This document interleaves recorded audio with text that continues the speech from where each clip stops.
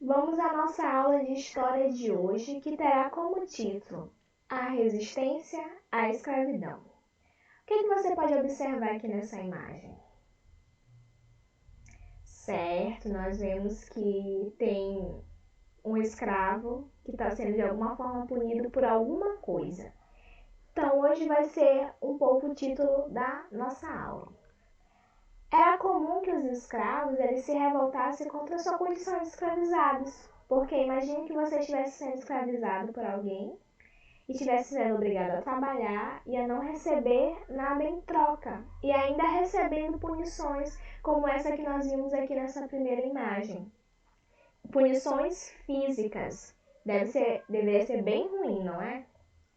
Então, quando esses escravos eles desobedeciam às ordens ou eles se rebelavam de alguma forma, eles eram duramente castigados.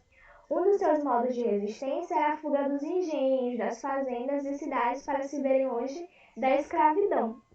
Então, se essas pessoas elas estavam nessa situação de escravos e elas não gostavam porque era ruim, a forma que elas tinham de ser resistentes era fugir. Elas tentavam fugir e então organizar locais onde pudessem ficar longe dessas pessoas que escravizavam elas.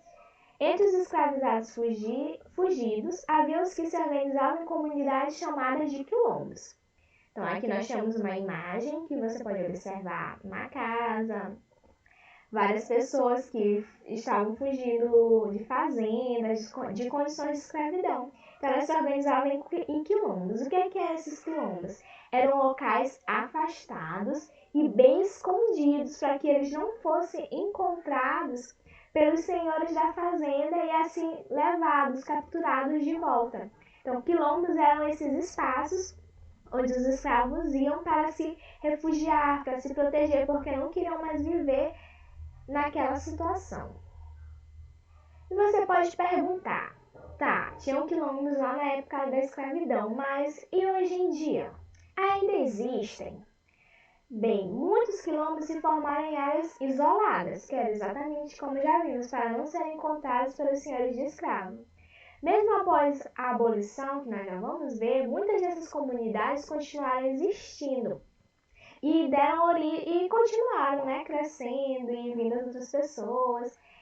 Então, hoje em dia, nós não temos mais quilombos, não dizemos mais assim. Dizemos que nós temos remanescentes de quilombos, que são áreas locais onde lá no tempo da escravidão, os escravos iam se refugiar e aí, mesmo após terem sido libertos, eles continuaram lá, constituíram famílias, tiveram filhos e assim vieram as posteriores gerações, não é? Esses locais, as pessoas continuaram morando lá e por não ser mais quilombo, porque não tem mais essa necessidade de estar fugindo de senhores de escravo, se transformou em remanescentes de quilombo. Antes eram quilombo, só que agora não são mais, são remanescentes, certo? E aqui na nossa cidade, cidade de São Luís, nós temos alguns exemplos de remanescentes de quilombo, dentre eles a área de Jussatuba. Não sei se você já ouviu falar. É uma remanescente de quilombo, então até hoje eles preservam essa história que eles têm dos seus ancestrais. Apesar do tráfico de escravos ter sido proibido no Brasil lá nos anos de 1850, a exploração ainda continuou.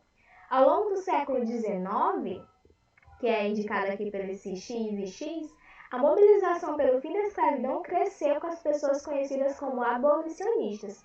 Então, no Brasil, em 1850 foi proibido o tráfico de escravos, não era mais para trazer escravos para cá, mas essa exploração da mão de obra escrava ela continuou. Então, no século XIX, houveram pessoas que foram conhecidas como abolicionistas que estavam se movendo para dar um fim de vez à escravidão. A libertação definitiva dos escravizados ocorreu em 13 de maio de 1888, quando a princesa Isabel assinou a Lei Áurea, libertando aqueles que ainda estavam em situações de escravidão. Vamos recapitular? Hoje nós vimos que os escravos eles tiveram a sua resistência à escravidão porque eles não queriam estar naquela situação, certo?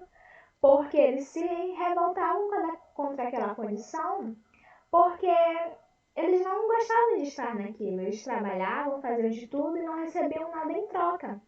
E quando tentavam se rebelar, eles eram castigados. Logo que eles fizeram, começaram a fugir desses locais e criaram os quilombos, que eram espaços afastados em que os refugiados, né, eles se reuniam e ficavam lá, né, não querendo que os outros senhores de escravos os encontrassem.